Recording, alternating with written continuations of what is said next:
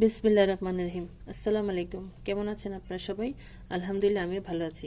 আজকে আপনাদের মাঝে আমি নিয়ে আসছি চিকেন মশলা পুলি রেসিপি। তো এখানে আমি প্রথমে যা করব, মশলা পুলি যেহেতু বানাবো, তো এখানে আমাদের বাঁধাকপি নেওয়া আছে, কিছু পরিমাণ বাঁধাকপি এরকম কুচি করে কেটে নিয়েছি। এরকম আমি বড় বাঁধাকপিকে কেটে 3 ভাগের 1 ভাগ এখানে আমি নিয়ে নিয়েছি বাঁধাকপি।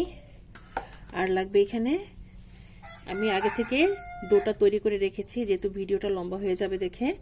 এখানে কিছু পরিমাণ আটা আর ময়দা মিক্স করে, আমি 1 কাপ পরিমাণ হবে মিক্স করে, তার সাথে সয়াবিন তেল এবং স্বাদমতো লবণ দিয়ে আমি এটাকে একটা ডো তৈরি করে রেখেছি। প্রায় 20 মিনিটের মতন হবে এটাকে আমি মাখিয়ে রেস্টে রেখে দিয়েছিলাম। তো এইগুলাটা আমাদের লাগবে বানাতে। তার সাথে লাগবে এই ছাঁচিটা। আপনারা যে কোনো সুপার শপে বা যে কোনো দোকানে, আপনারা শপিং মলে এটা এই ছাঁচিগুলো পেয়ে যেতে পারেন। আপনারা চাইলে কুলি পিঠা যে ছাঁচিগুলো থাকে সেটাও নিয়ে নিতে পারেন। আমার কাছে এটা ছিল, সেজন্য এটা দিয়ে আমি করে দেখাবো আপনাদেরকে। আর লাগবে এখানে চিকেন। আমি বুকের মাংস, বড় সাইজের একটু বুকের মাংস, এটাকে আমি ভালোভাবে কেটে ধুয়ে তারপরে আমি কাঁচামরিচ বেশি করে দিয়ে, তার সাথে সামান্য করে ধনিয়া পাতা দিয়ে একত্র করে আমি বুকের মাংসটাকে বেটে নিয়েছি। কাঁচা বুকের মাংসটা লাগবে। তো এটার সাথে বেটে নেওয়ার কারণ হচ্ছে, যেহেতু আমি ঝাল পুলি বানাবো, সেজন্য ঝাল ঝাল যেন হয় মশলাটা, সেজন্য আমি কাঁচামরিচটা এর সাথে বেটে নিয়েছি। আর লাগবে এখানে ধনিয়া পাতা কুচি, কাঁচামরিচ কুচি, পেঁয়াজ কুচি, ধনিয়ার গুঁড়ো আধা চা চামচ পরিমাণ, লাল মরিচের গুঁড়ো আধা চা চামচ পরিমাণ, হলুদের গুঁড়ো আধা চামচ পরিমাণ। এখানে আধা চামচের একটু বেশি গরম মশলার গুঁড়ো নেওয়া আছে। আর লাগবে চিলি ফ্লেক্স, আদা রসুন বাটা আধা চামচ ভরে নেওয়া আছে। আর লাগবে এখানে স্বাদ মতো লবণ। আর লাগবে এখানে আমাদের কর্নফ্লাওয়ার। তাহলে চলুন আপনাদেরকে আমি ভাজিটা আগে রান্না করে দেখি, তারপর আমরা ছাঁচির মধ্যে এটা ভরে দেখাই। আগে ভাজিটা রান্না করে নিই।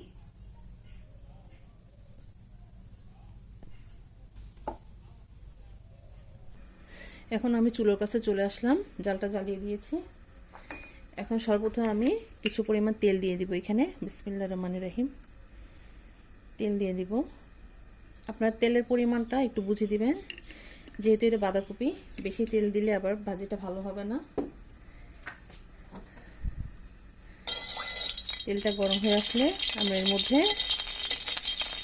যে পেঁয়াজটা আছে সেটা দিয়ে দিব। পেঁয়াজ কুচিটা দিয়ে দিচ্ছি। বিসমিল্লাহির রহমানির রহিম।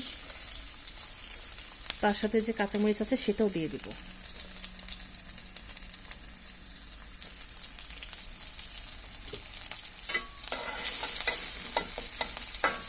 পেঁয়াজ আর মরিচ বেশি ভাজার প্রয়োজন নেই,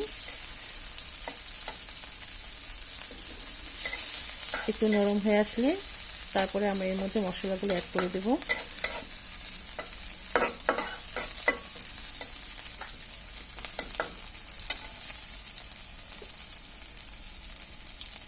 এখন আমাদের যে মশলাগুলো নেওয়া আছে, আদা, চিলি ফ্লেক্স, গরম মশলা, হলুদ মরিচ যা যা নেওয়া আছে, এগুলো এখন আমরা এর মধ্যে দিয়ে দিব। আমরা ধনিয়া পাতা যেটা আছে সেটা পরে দেব।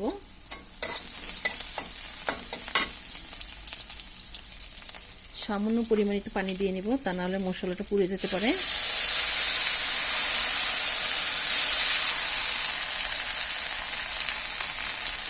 মশলাগুলো দিয়ে দিচ্ছি।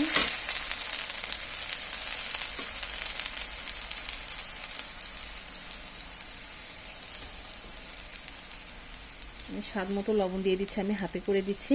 আপনারা চামচের মাধ্যমেও পরিমাপ করে নিতে পারেন। তো আমি হাত দিয়ে দিয়ে দিলাম এখানে। এখন আমাদের যে মাংসটা কিমা করা সেটা দিয়ে দিচ্ছি।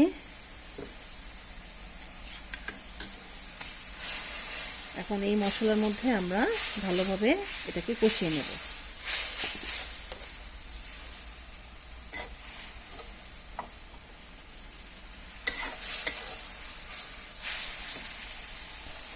আমাদের মাংসের সাথে মশলাটা ভালোভাবে কষানো হয়ে গিয়েছে। এখন এই পর্যায়ে যে বাঁধাকপিগুলো আছে সেটার মধ্যে দিয়ে দিচ্ছি।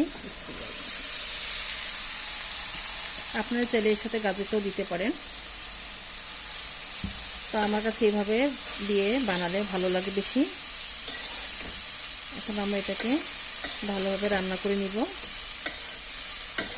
কিছুটা ভাজি মতন হবে। এখন এটাকে ভালোভাবে একটু নেড়ে চেড়ে দিচ্ছি। আমাদের চুলার আঁচটা বাড়ানো থাকবে এই পর্যায়ে।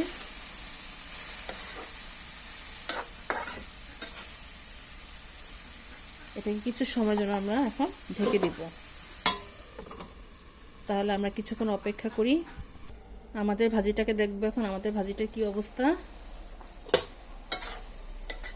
নাড়াচাড়া দিয়ে দিই। আর সামান্য একটু সেদ্ধ হবে। সেদ্ধ হয়ে আসলে তারপরে এর মধ্যে আমরা কর্নফ্লাওয়ারটা অ্যাড করব। তো আর কিছুক্ষণ আমাদের এটা আর 5 মিনিট লাগবে। তাহলে আমরা 5 মিনিট পর আবার ফিরে আসি। আমাদের 5 মিনিট হয়ে গিয়েছে। এখন আমরা যে কর্নফ্লাওয়ারটি আছে সেখান থেকে আমি 1 চামচ ভরে কর্নফ্লাওয়ার দিয়ে দিচ্ছি। এই যে দেখুন 1 চামচ ভরে কর্নফ্লাওয়ারটা নিয়ে নিচ্ছি আমি। একটু ঠান্ডা পানির মধ্যে গুলিয়ে তারপরে এর মধ্যে আমরা দিয়ে দিব। আমরা এই যে গুলিয়ে নিয়েছি, এখন আমরা এর মধ্যে দিয়ে দিচ্ছি। কর্নফ্লাওয়ারটা দিলে জুসি জুসি একটা ভাব আসে। আপনারা অবশ্যই কর্নফ্লাওয়ারটা দেওয়ার চেষ্টা করবেন। আর কিছুক্ষণ হবে, তারপরে আমরা ধনিয়া পাতা দিয়ে এটাকে নামিয়ে ফেলবো। এখন আমাদের যে ধনিয়া পাতাটা আছে সেটা দিয়ে দিব। এটা অনেকটাই ঝাল ঝাল স্পাইসি হয় খেতে, সেজন্য এটার নাম রেখেছি আমরা ঝালপুলি। এই যে দেখুন মাশাআল্লাহ কতটা গ্রেভি আর জুসি হয়েছে। এই যে দেখুন। এখন আর আমরা চুলায় রাখবো না, তাহলে চলুন আপনাদেরকে এটা বানিয়ে দেখাই। আমাদের ভাজিটা রান্না করা হয়ে গেছে। যে ঠান্ডা করে নিয়েছি আমরা ভাজিটাকে। এই যে দেখুন একটু কাছ থেকে দেখিয়ে দিচ্ছি ঠিক এরকমটা হয়েছে। এটাকে ঠান্ডা করে নেওয়া হচ্ছে। আমাদের রুটি বেলাটা লং হয়ে যাবে দেখে সেজন্য আপনাদেরকে আর বেলে দেখালাম না। আমাদের যে গোলাটা ছিল সেটা থেকে এরকম ছোট ছোট লেচি কেটে তারপরে আমরা এটাকে এরকম শেড দিয়ে তারপরে বানিয়ে নিয়েছি রুটিটাকে। আমাদের সবাই রুটি বানাতে পারি। আমাদের এখানে রুটি বানানো হয়েছে। এই যে দেখুন এরকম পাতলা করে বানিয়ে নেওয়া হয়েছে। এই যে এরকম পাতলা করে। এখন আমরা যা করব, যে ছাঁচিটা আছে সেই ছাঁচিটার মধ্যে আমরা প্রথমে রুটিটাকে নিয়ে নিব। বিসমিল্লাহির রহমানির রহিম। এই যে এভাবে ঠিক এভাবে নিয়ে নিলাম। নেওয়ার পরে যে আমাদের যে ভাজিটা রান্না করা আছে সেটা এর মধ্যে দিয়ে নিব। যে পুরটা রান্না করা আছে এর মাঝখান বরাবর দিয়ে নিচ্ছি। ঠিক এভাবে দিয়ে এখন আমরা এটাকে ঠিক এভাবে একটু হালকা চাপ দিয়ে প্রেস করে দিব। এই যে এভাবে প্রেস করে দিলে এটা লেগে যাবে। যে সাইডের যে অংশটুকু আছে সেটা আমরা এভাবে খুলে নিচ্ছি। এই যে দেখুন ঠিক এভাবে খুলে নেওয়া লাগবে। ঠিক এভাবে খুলে নেব। এখন আমরা এটাকে খুলবো। এই যে দেখুন ঠিক এভাবে তৈরি হয়ে যাবে। ঠিক এভাবে তৈরি হবে। এই যে দেখুন, এই যে দেখুন, এই যে এরকম একটি ডিজাইন হয়ে গিয়েছে। আপনারা চাইলে কুলি পিঠা যে ছাঁচিগুলো পাওয়া যায় কিনতে সেটা দিয়েও করে নিতে পারেন। আমি আরেকটি বানিয়ে দেখাচ্ছি আপনাদেরকে। এটাতে কোনো তেল দেওয়ার প্রয়োজন নেই যেহেতু এটা লেগে উঠবে না। এই যে ঠিক এভাবে দিয়ে এখন আমি আরেকটি দিয়ে দিচ্ছি। এই যে মশলাগুলো ঠিক এভাবে মাঝখান বরাবর দিতে হবে। দিয়ে হালকা একটু প্রেস করে দিতে হবে যেন এটা বের হয়ে না যায় মশলাগুলো। এখন আবারও আমি ঠিক এভাবে প্রেস করে দিচ্ছি। এই যে দেখুন খুবই সহজ। এই যে সাইডে যে রুটিগুলো আছে সেটাকে আমরা এভাবে খুলে নেব। এই যে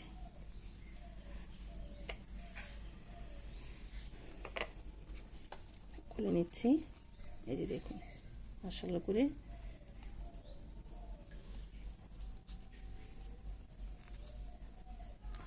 খুব হালকাভাবে এটাকে বের করে নেবেন। এই যে দেখুন এখন আমরা প্রত্যেকটা মশলাগুলো এই পুরের মধ্যে যে রুটি আছে সেটার মধ্যে ভরে নেব। এই যে দেখুন ঠিক এরকম হয়েছে। তাহলে চলুন আমরা এগুলো ভালোভাবে রুটিগুলো এই মশলাগুলো একত্র করে ভরে তারপর আমরা ভাজতে নিয়ে চলে যাই। এখন আমরা পুলিগুলোকে ভাজতে নিয়ে চলে আসলাম। আমি কড়াইতে তেল দিয়ে রেখেছিলাম যেন গরম হয়ে যায়। মিডিয়াম আছে আমরা এটাকে ভেজে নিব। এই যে দেখুন আমার সব বানানো হয়েছে। আমাদের তেলটা হালকা একটু গরম হয়ে আসলে তারপর এর মধ্যে আমরা পুলিগুলো দিয়ে দিব। বিসমিল্লাহির রহমানির রহিম। কম আঁচে এটাকে ভেজে নেওয়া লাগবে। বিসমিল্লাহির রহমানির রহিম।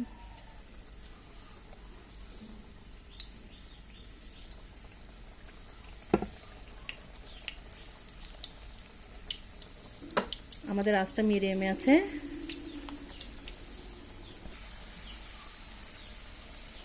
আরেকটি দিয়ে দিচ্ছি আমি, আর দুটো দিয়ে দিলাম। এখন আমাদের এক পিঠ হয়ে গিয়েছে, যেটা হয়ে গিয়েছে সেটা উল্টিয়ে দিচ্ছি। এই যে দেখুন ব্রাউন কালার আসছে।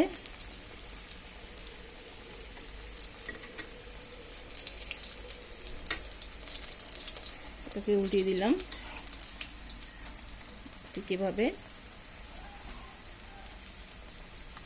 এটা রিপিট হলে তারপর আমরা এটাকে নামিয়ে ফেলবো।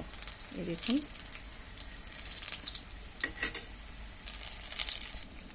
আমাদের পুলিগুলো ভাজা হয়ে গিয়েছে। এই যে দেখুন দেখতে ঠিক পুরির মতন লাগছে।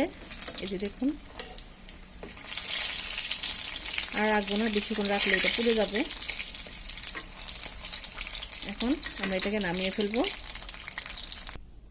তৈরি হয়ে গেল আমাদের মজাদার মশলা পুলি রেসিপি। মাশাআল্লাহ আলহামদুলিল্লাহ, দেখুন দেখতে কত ভালো লাগছে, এটা খেতেও অসাধারণ মজা।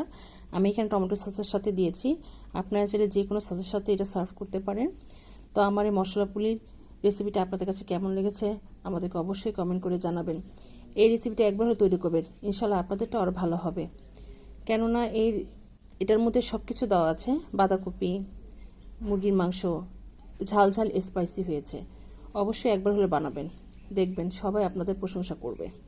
তো আমার এই রেসিপিটা আপনাদের কাছে কেমন লেগেছে অবশ্যই কমেন্টে জানাবেন, আর আমার জন্য দোয়া করবেন আমি যেন আপনাদের মাঝে রেসিপি নিয়ে আসতে পারি। তো আজ এই পর্যন্তই। আপনারা যে যেখানে আছেন ভালো থাকেন, সুস্থ থাকেন। আল্লাহ হাফেজ।